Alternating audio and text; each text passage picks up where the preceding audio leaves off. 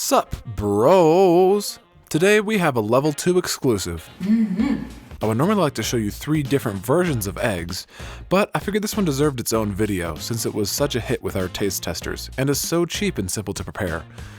This one takes place all in one pan and is easy enough that the next time I make it may be over a campfire in the Dutch oven. Maybe it's such a hit because it's a Mexican ranchero mainstay. Down there they call it huevo con chorizo y papa, but we can just call it eggs with chorizo and papa. Chorizo being a Spanish pork sausage and papa being potatoes. Don't worry, this won't be on the test. The only test we do here is taste testing. With this recipe, you're guaranteed an A+. Now onto the method. Let's start by shredding our potato. Shred it up. It's just potato. It's just a vegetable. Meanwhile, I have a cast iron pan heating up some vegetable oil on medium-high, into which I have added a little salt. The potatoes are going to fry in this oil until they get a bit crispy.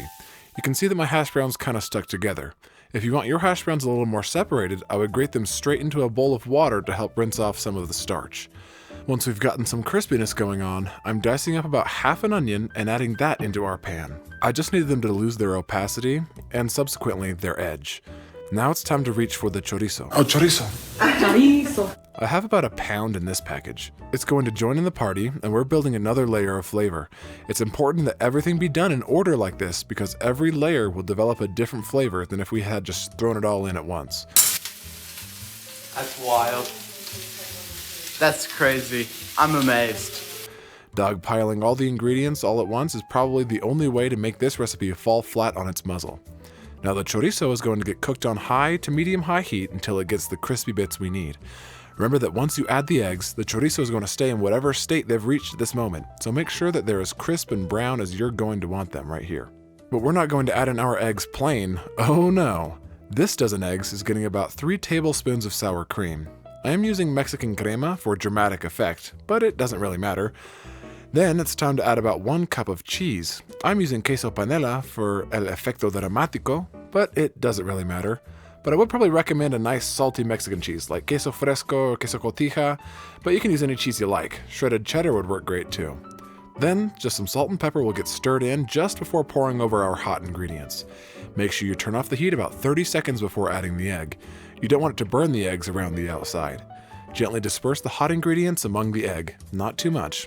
We don't want it to stain the eggs orange. And then I daubed out some of the extra grease with a paper towel. We don't need quite that much. Then it's into the oven at 325 degrees until the middle goes from being runny to being jiggly. I covered it about halfway through so that the top surface wouldn't dry out. And that's it. Now all that's left is to garnish with a little extra cheese and cilantro. Honestly, this dish surprised me with how amazing it was. But you don't have to take my word for it.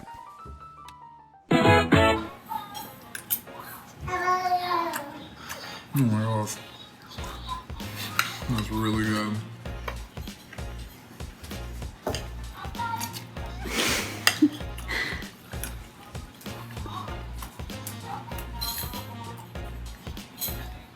Do you approve? Yeah. See that, Grampy? Hi. Oh. Here, should we get you a bite? Yeah, do you want some, Mimi? Wow.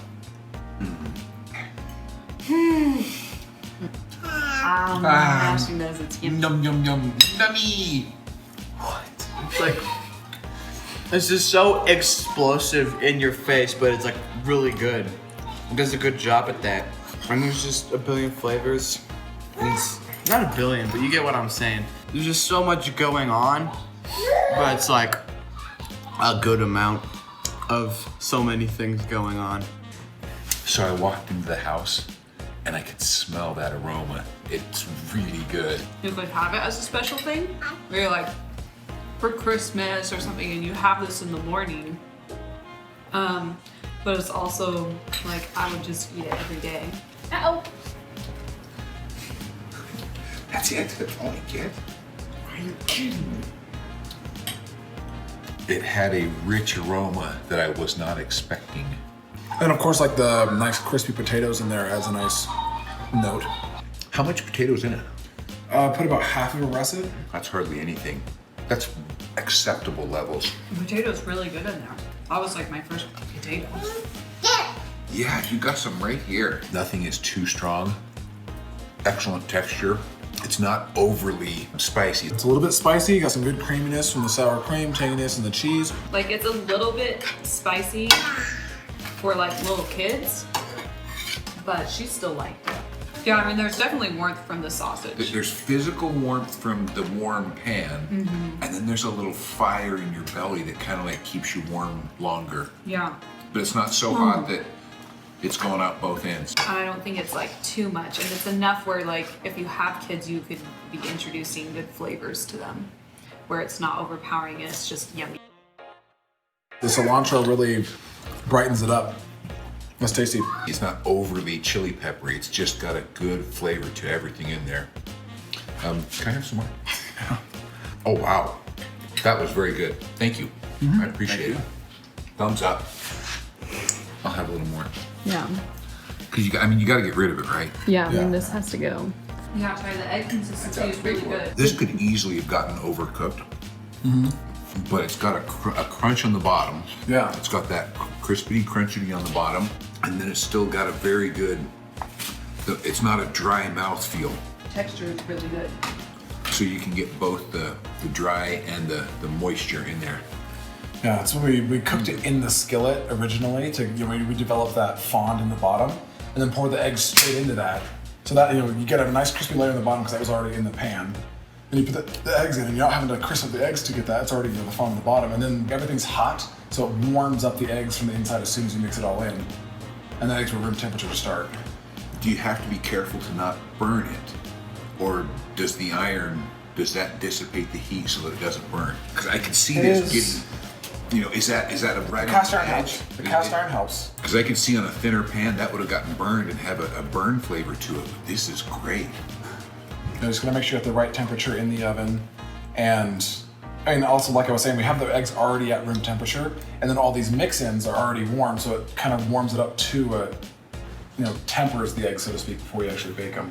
What other spices did you put in besides, obviously chorizo's got a Salt and strong, pepper. The Salt and chorizo's got pepper. everything else. The chorizo has everything else in it. that's, because I can see that getting burned so easily on a thin pan. But this just spreads it around Yeah. like a Dutch oven. Just like cast iron. Who'd have thought? It's like cast iron, it's weird. What if you were camping and you had this?